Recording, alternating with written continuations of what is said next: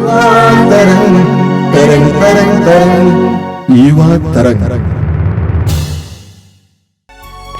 एक बार तू मसीहा का दीवाना बन के दे,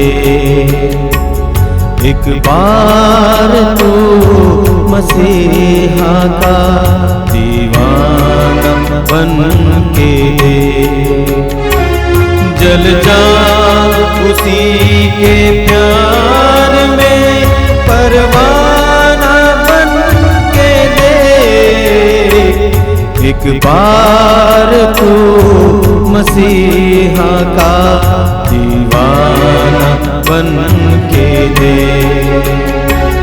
एक बार तू मसीहा का दीवाना बन के दे। कर इश्क देखना है तो सूली पे वार कर, कर इश्क देखना है तो सूली पे वार कर।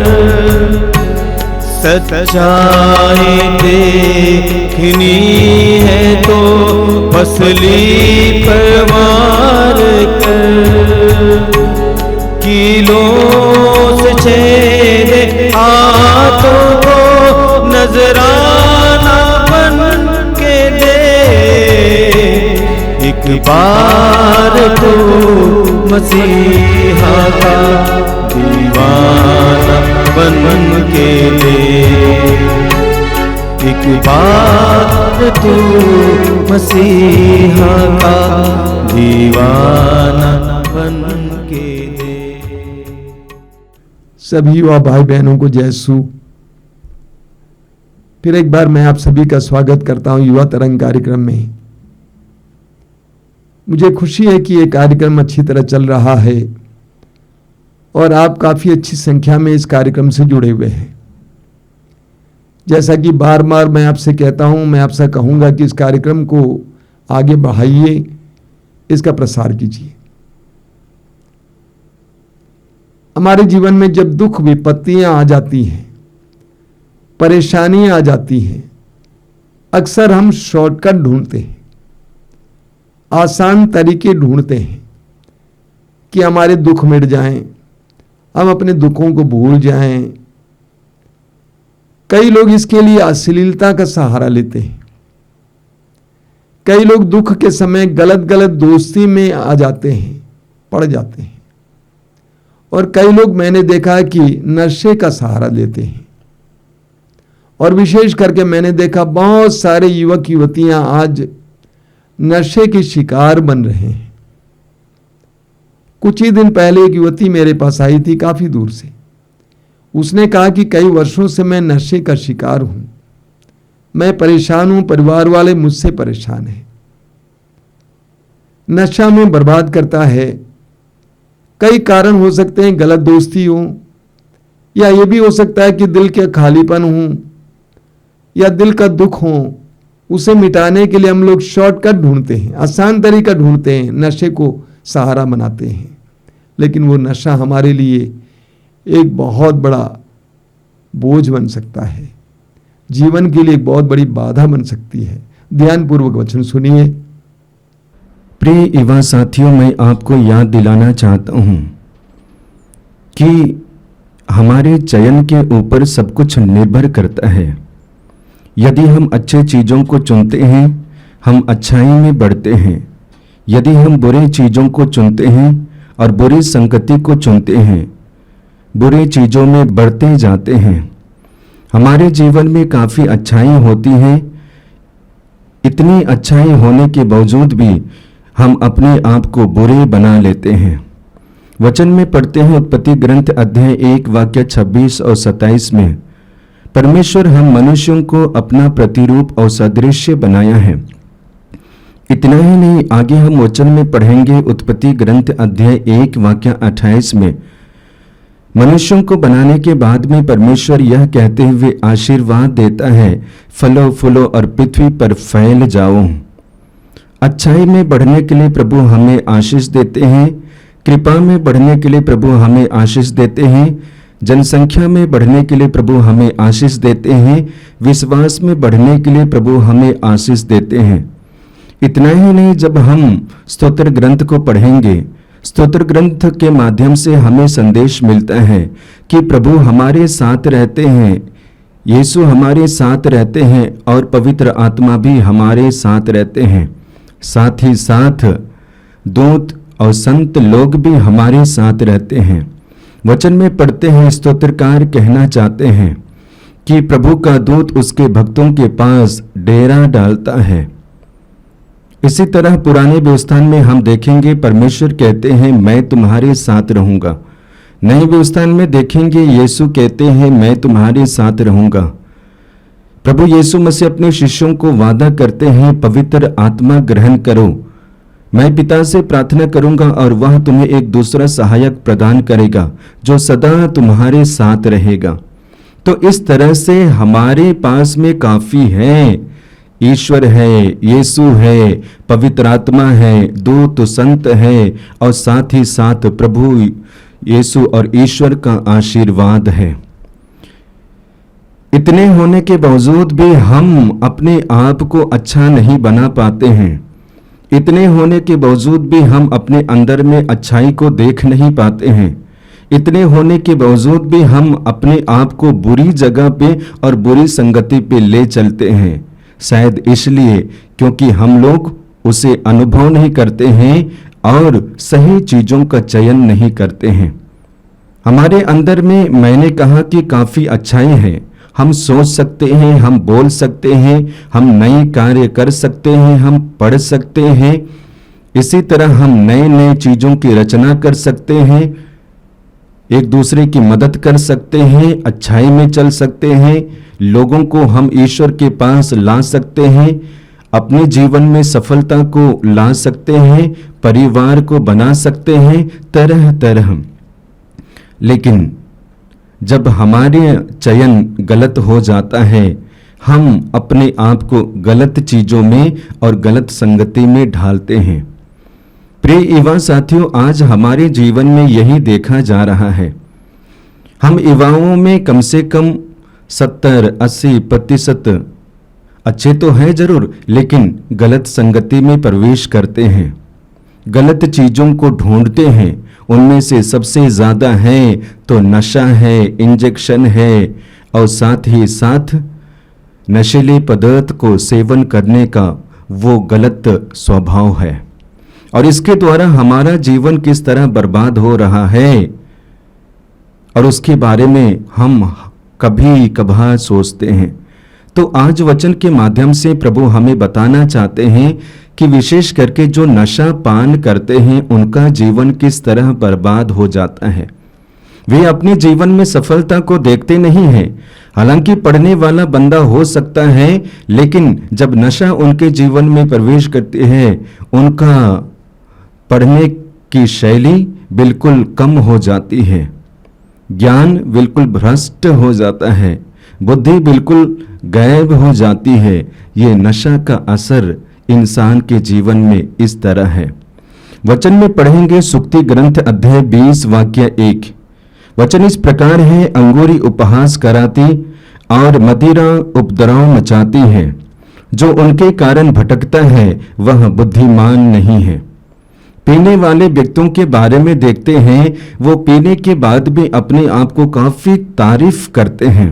हो सके आप भी करते होंगे, आपको देखने के बाद में लोग भी तारीफ करते होंगे और शायद आपके मित्र लोग भी तारीफ करते होंगे। लेकिन वचन के द्वारा हमें संकेत मिलता है, जो अंगूरी उपहास कराती, मदिरा उपद्रव मचाती, जो उनके कारण भटकता है वह बुद्धिमान नहीं है। याद रखना, पीने वाले व्यक्ति कभी बुद्धिमान हो नहीं सकते। पीने के पहले बुद्धिमान थे जरूर, हो सकते हैं जरूर, लेकिन पीने के बाद में बुद्धिमान बन नहीं सकते हैं, ज्ञानी बन नहीं सकते हैं, क्योंकि बुद्धि भ्रष्ट हो जाती है, बुद्धि पर काफी असर पड़ जाता है। तो हम किस चीजों को ढूंढते हैं, कहाँ जाते हैं, उसके बारे में चर्चा करने की आवश्यकता है।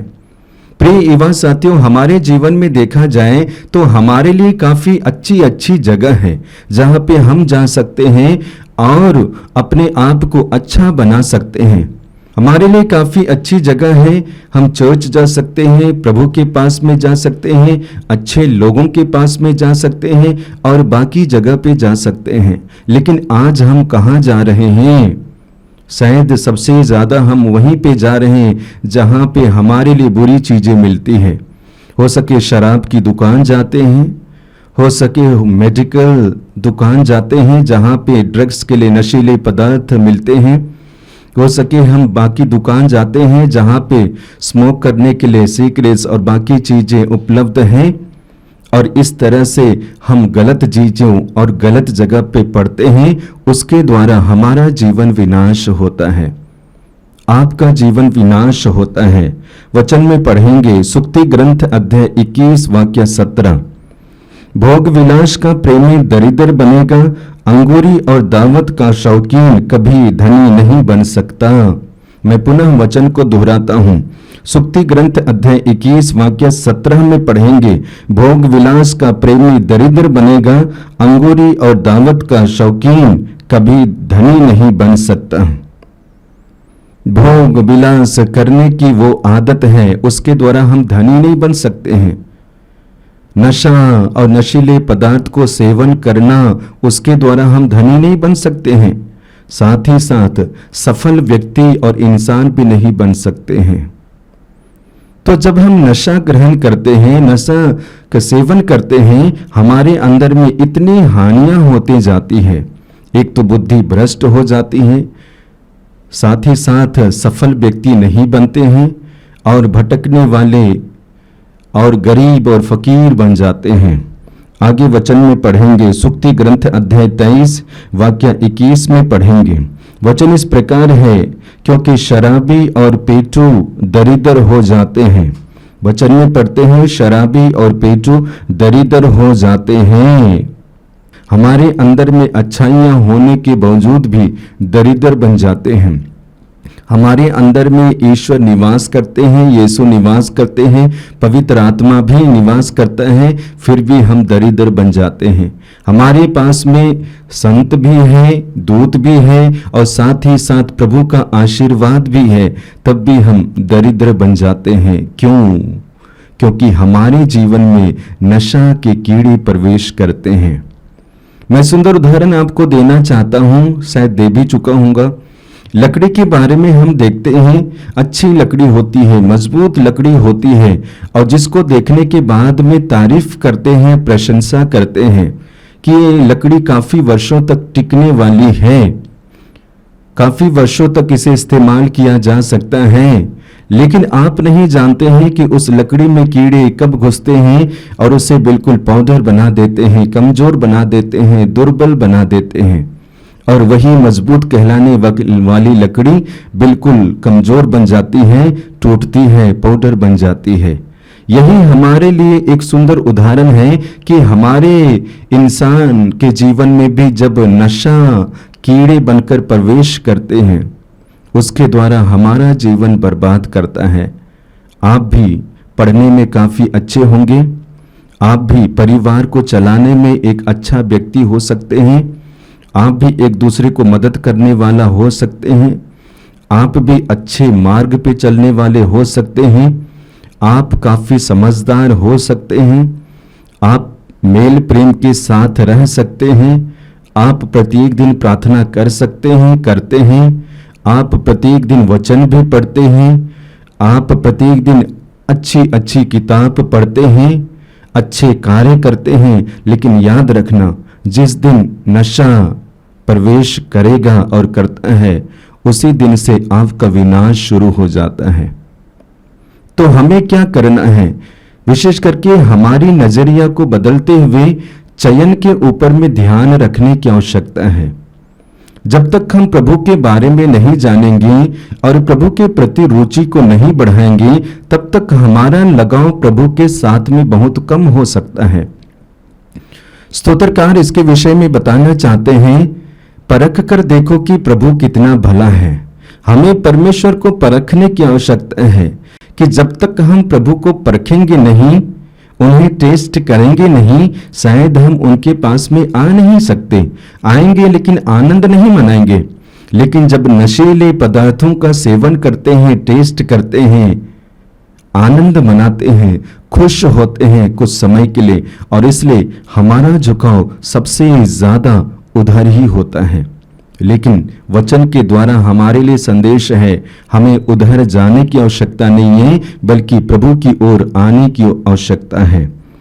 आगे वचन में पढ़ेंगे, सुक्ति ग्रंथ अध्याय 23 वाक्य 31 और 32 में देखेंगे।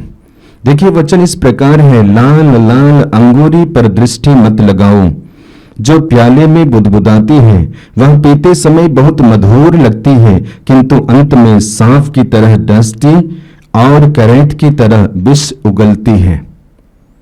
वचन के द्वारा प्रभु हमें संदेश देना चाहते हैं कि लाल लाल अंगूरी पर दृष्टि मत लगाओ, जो प्याले में बुदबुदाती है, वह पीते समय मधुर लगती है, किंतु अंत में सांप की तरह डसती और करैत की तरह विष उगलती है। देखो कि सांप की तरह, करैत की तरह डसती और विष उगलती है।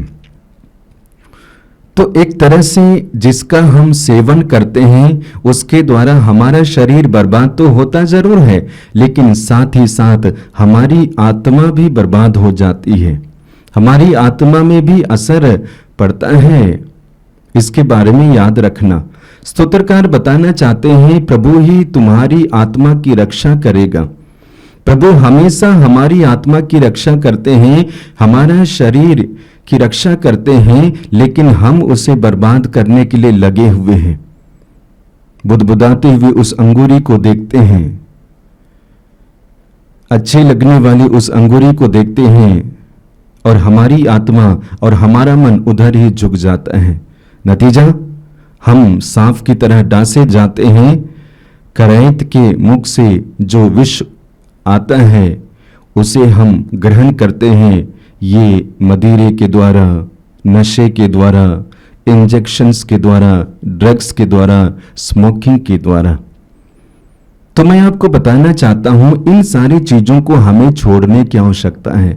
जिस दिन आप ऐसे बंधनों से आजाद हो जाएंगे, उस दिन आपका भविष्य बड़ा बन जाएगा। जिस दिन आप ऐसे बंधनों से अपने आप को स्वतंत्र कर देंगे, उस दिन से आपके जीवन में सफलता यूं ही प्रवेश करेंगी। लेकिन इस बात को आपको मानना होगा और ठानना होगा। कहावत है, जो मान लेता है वो हारता है, लेकिन जो ठान जाता है वो जीतता है। तो आप जीतने वालों में से हैं।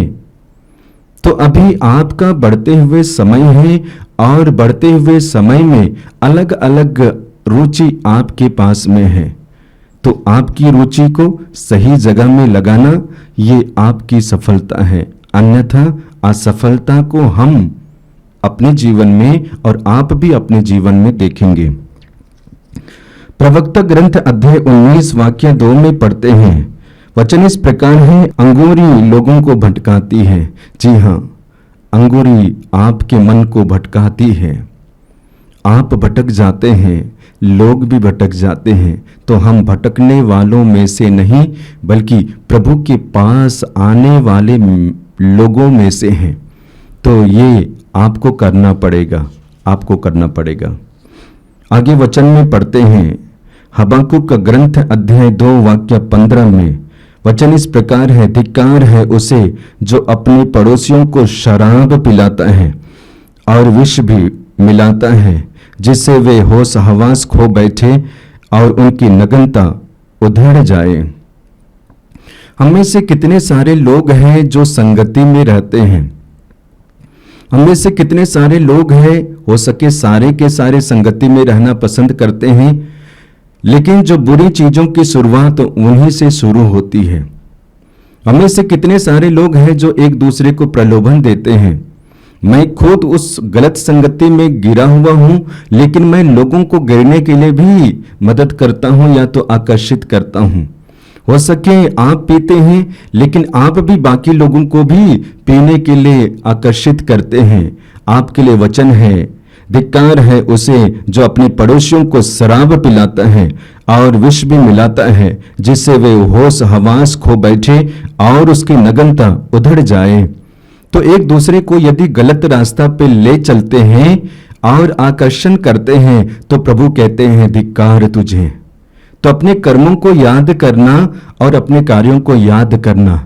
आपके कार्य अच्छे हैं, प्रभु आपको शाबाशी, लेकिन यदि आपके कार्य यदि गलत और नेगेटिव चीजों को करने के लिए लोगों को आकर्षित करते हैं तो प्रभु कहते हैं धिक्कार तुझे। आइए आज हम अपने आप को देखेंगे, अपने आप को पहचानेंगे कि हमारे पास में परमेश्वर होते हुए भी, यीशु होते हुए भी कैसे हम गिर जाते हैं, कैसे फिसल जाते हैं। प्रकाशना ग्रंथ अध्याय 2 वाक्य 5 के अनुसार वचन बताता है कि इस बात पर विचार करो कि तुम कितनी ऊंचे स्थान से गिर गए हो, पश्चाताप करो और पहले जैसा आचरण करो। तो प्रत्येक दिन हमें और हमारे कार्यों को देखने की आवश्यकता है कि मैं कहाँ हूं, कहाँ गिरा हुआ हूं। जब ये कार्य प्रत्येक दिन आप करना शुरू करेंगे तो एक तरह से सेल्फ ट्रेनर बन जाएंगे, अपने आप को ट्रेन करेंगे। और वही करने की आवश्यकता है, अच्छी चीजों पे अपनी दृष्टि को लगाओ।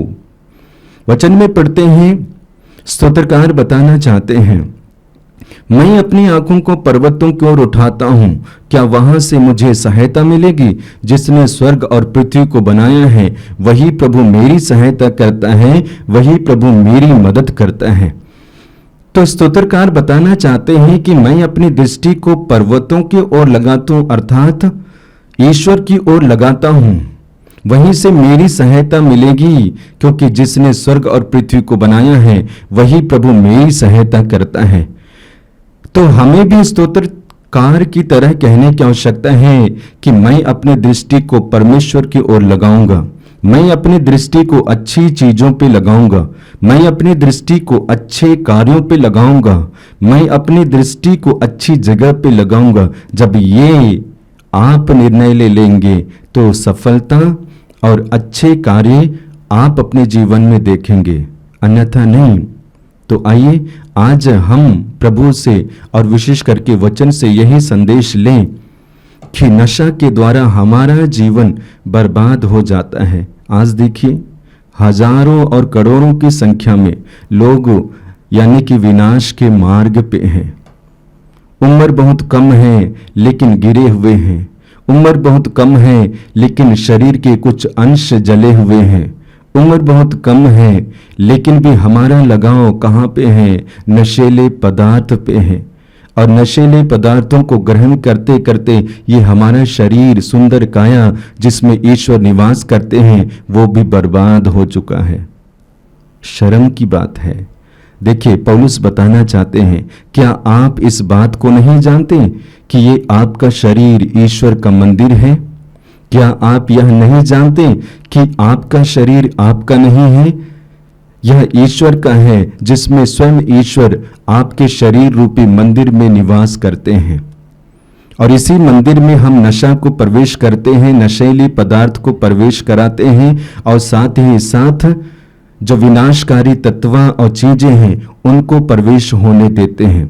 याद रखना, सुसमाचार में हम देखते हैं प्रभु यीशु मसीह उस मंदिर में प्रवेश करते हैं, प्रवेश करते ही मंदिर को शुद्ध और पवित्र करने के लिए लग जाते हैं। जितने भी लोग उस मंदिर को गंदा करते हैं, अशुद्ध करते हैं, उन सारे लोगों को बाहर निकालते हैं, गंदी चीजों को बाहर फेंकते हैं, उसे धोते हैं, शुद्ध करते हैं, पवित्र करते हैं। और इसके बाद में यीशु कहते हैं ये मेरे पिता का भवन है, और आगे कहते हैं यह प्रार्थना का भवन है। तो वही भवन ये आपका दिव्य शरीर है, वही भवन ये आपका शरीर है जिसमें ईश्वर निवास करते हैं। और वचन के द्वारा आपका शरीर शुद्ध किया जाता है। हालांकि प्रभु आपके शरीर को शुद्ध करते हैं, पवित्र करते हैं, लेकिन आपको भी करना पड़ेगा। और जिस दिन आप अपने शरीर को शुद्ध करते हैं, वही शब्द हमारे लिए है, यह ईश्वर का भवन है और प्रार्थना का भवन है। तो प्रिय दोस्तों, मैं यही बताना चाहता हूं कि ये आपका शरीर आपका नहीं है, जिसमें आप नशीले पदार्थ को प्रवेश करते हैं, कराते हैं और सेवन करते हैं, जिसके द्वारा पौलुस बताना चाहते हैं कि ये मेरा शरीर मेरा नहीं है बल्कि ईश्वर का मंदिर है। ये शरीर में जो श्वासें चल रही है वह मेरी श्वास नहीं है बल्कि ये ईश्वर का है, यीशु का है। तो इसी तरह आपको भी कहना है, आपको भी विश्वास करना है कि ये मेरा शरीर नहीं बल्कि ईश्वर का है। और जिस दिन आप मान लेंगे कि ये मेरा शरीर मेरा नहीं बल्कि ईश्वर का है, उस दिन से आप सम्मान करना शुरू करेंगे, अपने आप को प्रेम करना शुरू करेंगे, अपनी काया को प्रेम करना शुरू करेंगे, अपने शरीर से लगाव रखना शुरू करेंगे और वही करने की आवश्यकता है। तो आइए आज हम प्रभु से प्रार्थना करते हैं, प्रभु हमारे साथ रहे, प्रभु हमें भरपूर आशीष और कृपा दे ताकि बुराई से प्रभु हमें बचाए रखे और विशेष करके गलत संगति, गलत चीजों के बंधन से प्रभु हमें बचाए और सुरक्षित रखे। आइए हम प्रार्थना करें। प्रभु यीशु, मैं तुझे धन्यवाद देता हूं आज के सुंदर दिन के लिए। मैं इन सारे भाई बहनों को तेरे हाथ में समर्पित करता हूं जो इस समय इन वचनों को सुन रहे हैं। विशेष करके मेरे छोटे भाई बहनों को, बेटे बेटियों को। जीवन की इस यात्रा में कई समय ऐसे आते हैं जो हमारे लिए दुखदाई हों। ऐसे क्षणों में नशे का आसानी से लोग सहारा लेते हैं। प्रभु, मैं विशेष करके इस समय मेरे छोटे भाई बहनों के लिए प्रार्थना करता हूं। शैतान के हर प्रकार के वादे से इनको बचा के रखना, हर प्रकार के डिस्ट्रैक्शन से इनको बचा के रखना, विशेष करके नशे से बचा के रखना, क्योंकि नशा बहुत खतरनाक है। आगे वे नशे के शिकार बन जाएंगे और उससे बाहर आना मुश्किल हो जाएगा। प्रभु यीशु, उनको सुरक्षित रखना। यीशु, तेरे पवित्र वचन में तूने कहा यदि पुत्र तुम्हें स्वतंत्र करेगा तो तुम सचमुच स्वतंत्र बन जाओगे। अगर कोई नशे के शिकार है प्रभु यीशु, इस वक्त मैं प्रार्थना करता हूं उन सारे युवक युवतियों के लिए उनको स्वतंत्र करना, आजाद करना। तू एकमात्र है जो हमें पूरी तरह से स्वतंत्र कर सकता है। सिर झुकाइए मेरे भाई और बहनों। सर्वशक्तिमान परमेश्वर पिता, पुत्र और पवित्र आत्मा आप लोगों को आशीर्वाद प्रदान करे। आमीन। सबको जय यीशु। इतनी बड़े मुसीबतें सर पे उठाए चल, कितनी बड़े मुसीबतें सर पे उठाए चल, इल्जाम को आए तो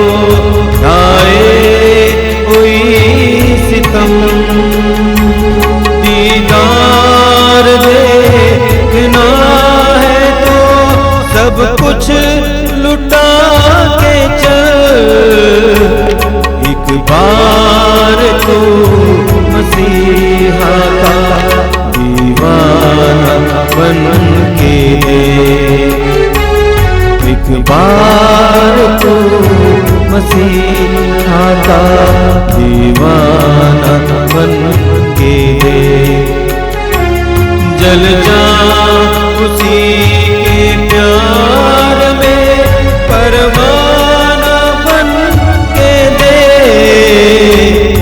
एक बार तो मसीहा का दीवाना बन के दे, एक बार तो मसीहा का दीवाना बन के दे, दीवाना बन के दे।